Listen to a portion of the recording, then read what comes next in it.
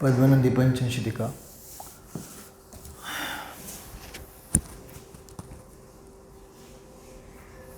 मंगलाचरण।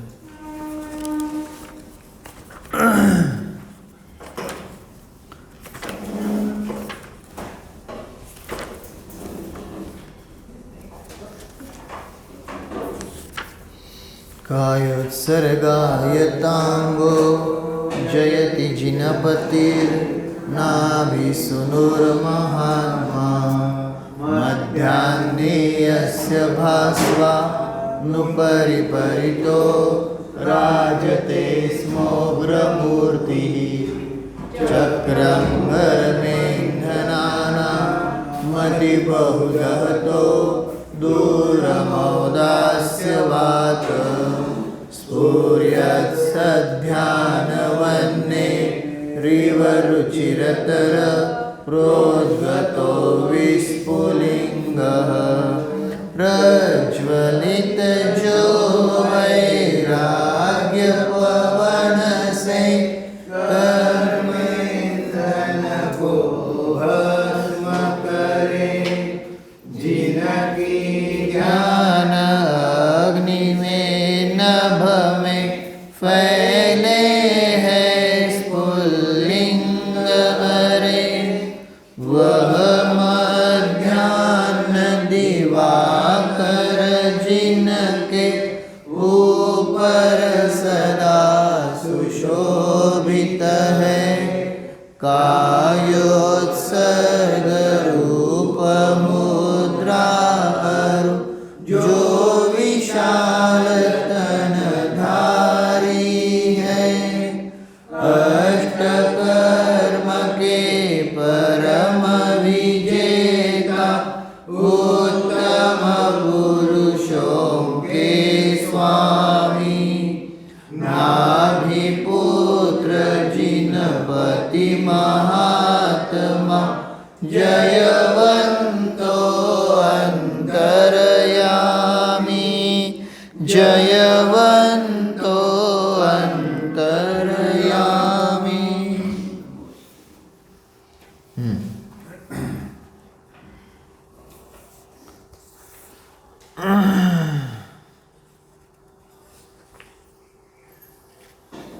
तर आपण काल सिद्धांना अनंत सुख का आहे किंवा अनंत सुखामध्ये ते तृप्त का आहेत त्याचं कारण आपण काल पाहिलं होतं। त्यामध्ये सांगितलं होतं काय की संसारी जे जीव आहेत ते सांगितले काय आहेत,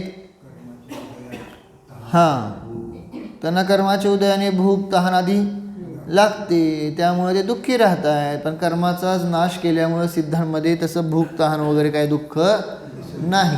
आणि त्यावरून आपण ती चर्चा घेतली होती की आपल्याला काय करायचं आहे, भोजनापूर्वी काय करायचे, सिद्ध भक्ती करायची आहे का नाही, रोज करायची, कालचे एक दिवस नाही। ठीक आहे, चला पुढे जाऊया। योगीश्वर भी सिद्धों के समान है हे आपण बघितलेलं आहे का नाही, हे पण बघितलं ना। ही जसं उदाहरण कशाचं बघितलं होतं, वात कशी आहे, अग्निमय आहे का, नाही, पण अग्नीच्या सानिध्यात आल्यानंतर अग्निमय होऊन जाते का नाही, तसं सांगितलं। शरीरीवाले यतीश्वर आहेत, पण ते सिद्धांच्या सानिध्यात आले तर ते सुद्धा काय होऊन जातात, सिद्ध स्वरूप होऊन जातात। म्हणून त्यांना आपण काल बघितलं होतं काय, चालते बोलते काय आहेत, सिद्ध आहेत। मुनिराज जे आहेत ते चालते बोलते सिद्ध आहेत, चलते फिरते सिद्धों से गुरु है ना, शीश हम झुकाते हैं, भजन आहे ना ते। पुढं 498 पॉईंट आहे, सिद्ध ज्योती का अनेकांतात्मक स्वरूप। ठीक आहे, पुढं बघा। यसूक्ष्मं च महच्च शून्यमपि यत् नो शून्यमुत्पद्यते नश्यत्येव च नित्यमेव च तथा नास्तेव चास्तेव यत् एकं यद्यदनेकमेव तदपि प्राप्तं प्रतीतिं दृढां सिद्ध मूर्तिचित् सुखमयं केनापि तल्लभ्यते।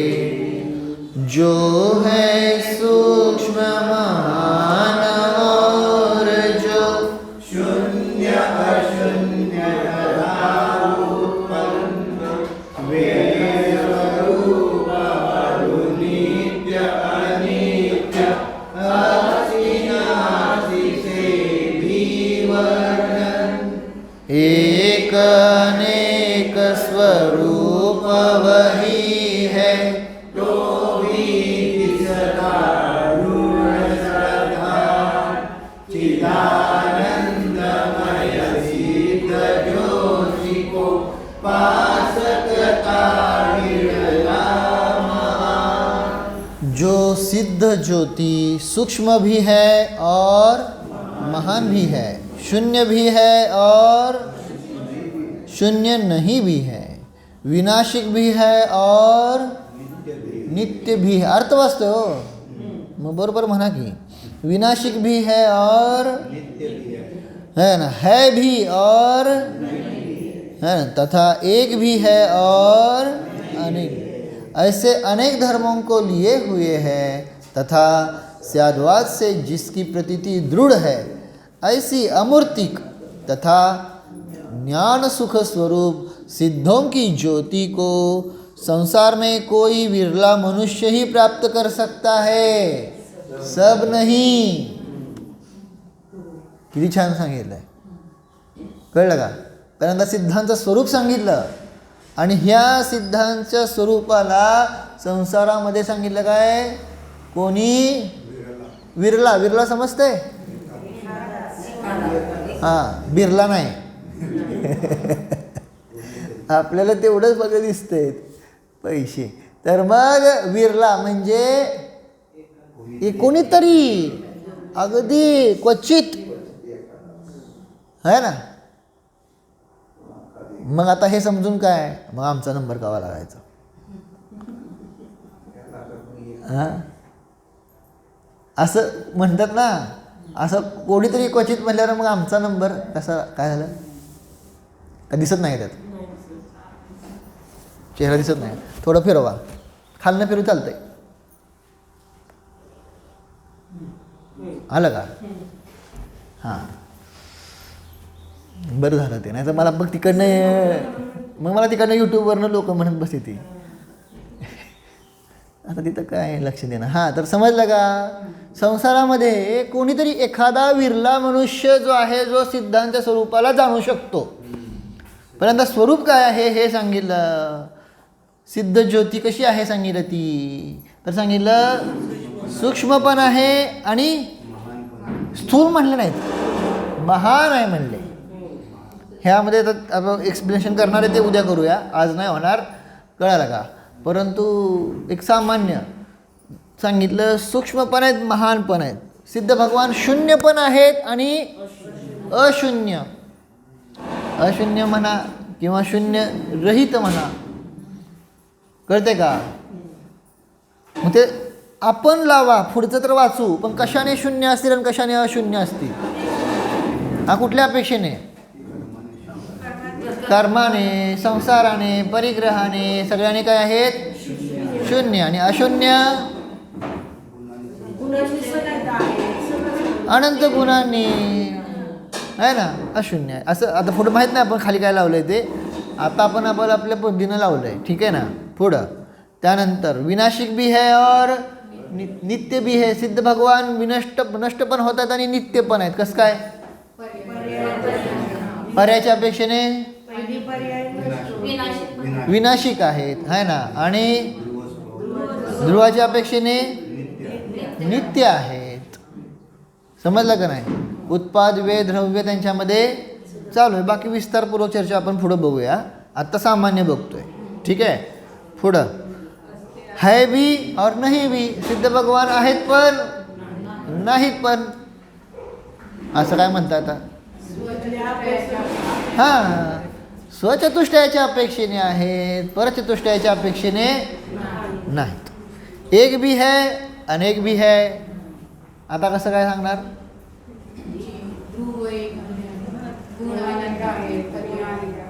बर, ध्रुव एक आहे म्हणून एक आहेत, गुण अनंत आहेत किंवा त्या गुणांच्या पर्याय पण काय आहेत, अनंत आहेत, त्या अपेक्षेने अनेक आहेत असं पण घटवलं. बरोबर. अजून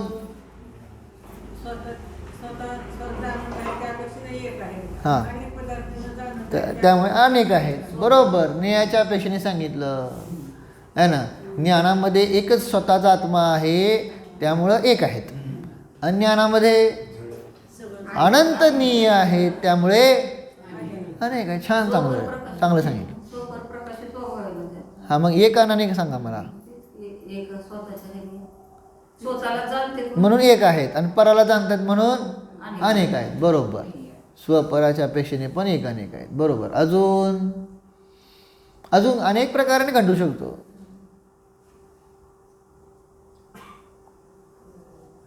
है ना, चिंतन करूया आपण. ठीक है. पुढं, ऐसे अनेक धर्मों को लिए हुए है तथा स्याद्वाद से जिसकी प्रतीति दृढ़ है ना, ऐसे अमूर्तिक, ते दिसणार नाहीत ना त्याचा चाल है ना, बघू दिसत नाही तोपर्यंत मान्य करणार नाही. म्हणलं तर काल सांगत आहे ना ती बेडकाची गोष्ट. हां, दिसत नाही तोपर्यंत मान्य करणार नाही. हां, मग तसं मग म्हणा सिद्ध भगवान दिसत नाही तर मान्य नाही करणार, मान्य नाही केलं तर दिसणार पण नाहीत. कळलं का? समजलं? सिद्धांवर श्रद्धान करावं लागल तर सिद्ध दिसणार. सिद्धांवर श्रद्धान नाही तर बेसिक श्रद्धान, स्थूल श्रद्धान, हां बाबा असू शकतात, तर ते ज्ञानामध्ये दिसतील. आहे ना. सिद्धांवर श्रद्धानच नाही तर दिसणार कसं? नाही दिसणार. कळलं का नाही? कारण ते अमूर्तिक आहेत. आलं का लक्षात? पुढं त्यानंतर मग पुढं सांगितलं काय आहे, असे तथा ज्ञान सुख स्वरूप सिद्धों की ज्योति को संसार में कोई विरला मनुष्य ही प्राप्त कर सकता है ना. कोणी विरला, विरला समजते का नाही? कोणीतरी एखादाच खूपच, म्हणजे एवढं स्पष्ट सांगतात आचार्य. एवढं त्यापुढं सांगितलं काय की ह्या पंचकाळामध्ये सांगितलं जुगनूवत ज्ञानार्णवमध्ये घेतले आहे ना, काजव्याप्रमाणे म्हणले दोघं तिघच असतील म्हणले सम्यदृष्टी.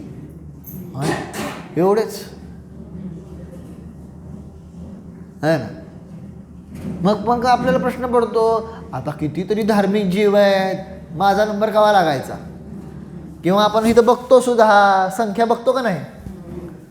चतुर्थ गुणस्थानवरती जीव किती आहेत? मनुष्य. पंचम गुणस्थानवरती किती मनुष्य आहेत? मग ह्या सगळ्या संख्या बघतो, मग वाटतं काय माझा नंबर कवा लागायचा? का? कारण तुम्ही फक्त इथे एवढे जग छान आहेत काय आहे ना. अख्खा 2.5 द्वीप आहे. 2.5 द्वीपामध्ये काय 5 भरत 5 ऐरावत आहेत आणि सगळीकडे स्वाध्याय चालू आहे. कळलं का? त्यामुळं अवघड आहे की नाही. तिथं पण सगळे आहेत साधना करणारे जीव. 5 भरत 5 ऐरावत सांगतोय. अजून जर विदेश क्षेत्र बघितले तर 2.5 द्वीपामध्ये तर 20 तीर्थंकर आहेत आणि 20 तीर्थंकरांच्या त्या 20 देशामध्ये साक्षात हे चालू आहे, उपदेश चालू आहे. आता ते झालं 20 सोडून बाकीच्या विदेश क्षेत्रामध्ये पण भले तीर्थंकर नाहीत परंतु धर्मात्मा असू शकायला काय अडचण आहेत का? असणारच. मोक्षाला जाऊ शकतात का नाही? तीर्थंकर नाही म्हणून मोक्ष नाही असं काय काय विदेश क्षेत्रात असं विचारतोय. चालू आहे. मग तिथं अशा प्रकारे एवढी संख्या आहे आणि एवढ्या संख्येमध्ये माझा नंबर कवा लागायचा? असा निगेटिव्ह विचार करू नका असं वीरसागर महाराज सांगायचे. महाराज म्हणायचे की एवढी जरी संख्या भले तिथंच गेलं 1-2च आहेत, त्या 1-2 मध्ये माझा नंबर का नाही असं चिंतन करा. काय म्हणलं कळलं का? त्यामध्ये माझा नंबर का नाही लक्षात आलं का नाही? आणि आपल्याला काय वाटतं की अरे एवढे सगळे आहेत कळलं का नाही? कितीतरी साधू आहेत, कितीतरी पंडित आहेत, त्यांच्यानंतर माझा नंबर केव्हा लागायचा असा विचार करू नका. दुसऱ्याचं प्रामाण्य आपल्याकडे आहे का? नाही. कळलं का नाही? त्यामुळं असं चिंतन न करता आपण आपला मोक्षमार्ग बघायचा आहे. कळलं का नाही? दुसऱ्याचं आपल्याला काय करायचं आहे? त्यांचं असेल पण नसेल पण, जे असेल ते त्यांना माहिती आणि केवली भगवंतांना माहिती. पण आपल्याला आपलं आहे का नाही, आपला निर्णय करता येतो का नाही, स्वतःची अनुभूती करता येते का नाही, स्वतःचं स्वतः जाणू शकतोय का नाही. त्यामुळं माझा नंबर का नाही त्यामध्ये असं स्वार्थ पाहिजे. कळलं का नाही? बाकीच्या असतो का नाही व्यवहारामध्ये, हां, जर सांगितलं 10 लोकांनाच घेऊन जाणार आहे, एक सामान्य, आता काय उदाहरण सांगू, दुसरं घटू शकतो पण नको ते, आपलं सामान्य, आपलं कुठेतरी चाललो आहे आम्ही ट्रिपला आणि आता 10 जणांनाच घेऊन जाणार आहे. मग तुम्ही त्यांना का घेतलं, मला का घेतलं नाही? माझा नंबर का नाही आहे यातला? एक उदाहरण सांगतोय. संसारामध्ये सगळं असं चालू असतंय का नाही? संसारामध्ये सगळीकडे माझा नंबर का नाही घेतला तुम्ही, है ना? मला का त्यात ॲड केलं नाही? त्यांना मग संसारामध्ये तिथं म्हणतो की तिथं मी पाहिजे, सगळीकडं मी होतो ना, मी जिवंत आहे का नाही अजून, असं म्हणतोय का नाही संसारामध्ये. पण हिथं का म्हणत नाही आपण? तर इथं पण म्हणायला पाहिजे की ह्या भले ही विरले मनुष्य असू द्या, त्या विरल्या मनुष्यांमध्ये सुद्धा माझा नंबर का नाही असायला पाहिजे. असायला पाहिजे नुसतं म्हणून उपयोग नाही बरं का, तसं प्रॅक्टिकली स्वतःला जाणावं लागेल. तुम्ही सिद्धांचे लघुनंदन आहात हे सिद्ध करावं लागेल. तुम्हाला स्वतःला मध्ये सिद्धत्व पाहावं लागेल, तर तो नंबर नक्की लागणार. का नाही लागणार? लागू शकतोय का नाही? जो जीव जसा पुरुषार्थ करेल त्याचा तसा नंबर लागतोय का नाही? हां, आदिनाथांना केवळ ज्ञान व्हायला किती वेळ लागला? आदिनाथ मुनिराज होते, तीर्थंकर आहे ना, त्यांना केवळ ज्ञान व्हायला किती वेळ लागला? 1000 वर्ष. बाहुबलीनं आहे का ना, म्हणजे 13 महिने, 1 वर्ष 1 महिना आहे, त्यामुळे आपला 13 महिने. आणि काय, आणि भरताला 1 अंतर्मुहूर्त. अशी पार्सलिटी झाली का नाही?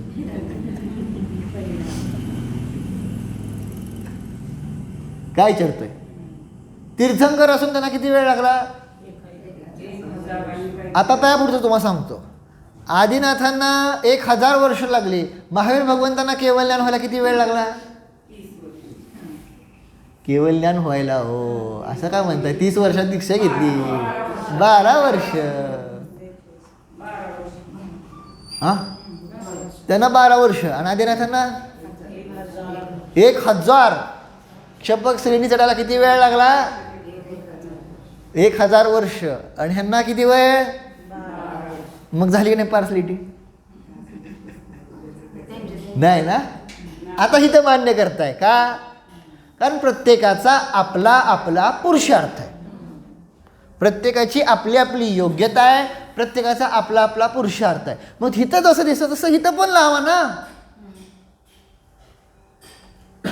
हिथं पण तसं लावा. कोणी कसाही असो, किती पण साधू असो, विद्वान असो, काय असो, पण तुम्ही कितीही हीन दीन श्रावक असा, तुमचा पुरुषार्थ वेगळा असणार का नसणार? हां, त्यांचा पुरुषार्थ त्यांच्यापाशी, तुमचा पुरुषार्थ. हां, मग इथं का तसं लावत नाही? इथं सुद्धा प्रत्येकाचा आपला आपला पुरुषार्थ, जो जसा करतोय तो तसा मोक्षमार्गामध्ये अग्रेसर होणार. इथं कुठलीही व्यवस्था तशी नाही आहे. का आहे? त्यामुळे स्वतःला असं हीन अल्प असं समजू नका. कळलं का काय म्हणतोय ते? कारण त्या भरताची जी आम्ही उदाहरण सांगतोय अंतर्मुहूर्तात, तो श्रावक अवस्थेत असताना आपली साधना करत होता. मग तसं तुम्ही भले आपण श्रावक आहोत का नाही, मग श्रावक अवस्थेत सुद्धा आपण आपली साधना करू शकतो का नाही, आपण आपलं चिंतन करू शकतो का नाही. आपल्याला कोणी बाधा आहे, ठीक आहे, तुमच्याकडे जबाबदाऱ्या भरपूर आहेत काय, पण आपलं चिंतन करायला काय अडचण आहे का, आपला पुरुषार्थ आपला आपण करायला काय अडचण आहे का नाही. अशा प्रकारे आपण आपला मोक्षमार्ग प्रशस्त करायचा आहे. हां, स्वतःला असं अल्प समजायचं काहीही प्रयोजन नाही. पॉईंट समजला ना, लक्षात आलं का नाही. मग तरच ते काय होणार आहे, आपलं गाडी होईल. म्हणून सांगितलं काय, विरले ह्या शब्दावरून सांगायचं होतं, विरलेमध्ये माझा नंबर का नाही. अर्थात तसा पुरुषार्थ करायला लागला, नाहीतर आपलं म्हणचाल हां हां हां. म्हणून तुम्हाला मी आत्ता सांगितलेलं आहे, किती जीव पुरुषार्थ करतायत, कसे कसे पुरुषार्थ करतायत. आपण स्वतःलाच लय अहंकारी समजायचं नाही, नाहीतर मग मोक्षमार्गाच्या विरुद्ध आचरण झालं. आणि आपण तसं म्हणतो सुद्धा, मोक्षमार्ग प्रतिकूल प्रवर्तन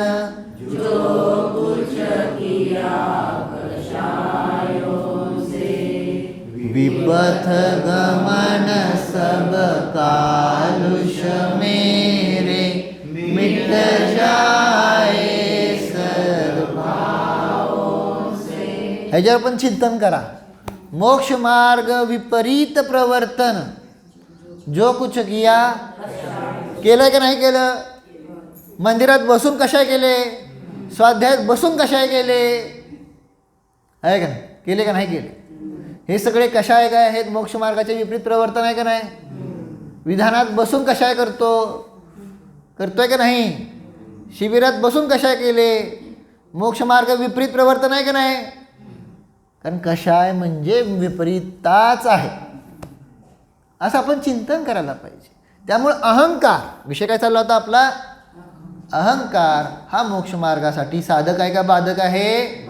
त्यामुळे तेव्हा चिंतन करायचं. लय जण आहेत आपल्यापेक्षा शहाणे जण आहेत, आपल्याला वाटतं आपणच इथं लय शहाणा आहोत, आहे का नाही, मलाच तेवढं शिकवायला जमतंय, आहे ना. असा अहंकार कामाचा नाही. समजलं का नाही. मी माझ्यावर घटवतो हो, आता तुमचं कशाला काय घटवत बसू, म्हणून मी माझ्यावर घटवतो. नाही, अभिप्राय समजला. प्रत्येक ठिकाणी, प्रत्येक पदोपदी, सगळ्या ठिकाणी पाहिजे, आहे ना. नाही तर खूप जण म्हणतात का नाही, बघा मी प्रत्येक वेळेस करतोय का नाही, मी प्रत्येक वेळेस सगळं करतोय का नाही, प्रत्येक वेळेस मी दरवाजा उघडतोय का नाही, प्रत्येक वेळेस मी दान करतोय का नाही, प्रत्येक वेळेस मी काय करतोय, काय सहयोग करतोय का नाही, वगैरे वगैरे. हा अहंकार काही कामाचा नाही. कळलं का नाही. कशा नको आहेत, जे चालू आहे ते कोणासाठी चाललंय, बस एवढी भावना राहू द्या. किती वाजले मला काय खरं नाही. बापरे, आता इकडे वर बघायला लागेल. बरं ठीक आहे, सगळे बंद आहे, ती बंद आहे, ही बंद आहे. त्यामुळं मला तर काय, मी असं म्हणतो 9च वाजलेत. चला थांबूया. बापरे,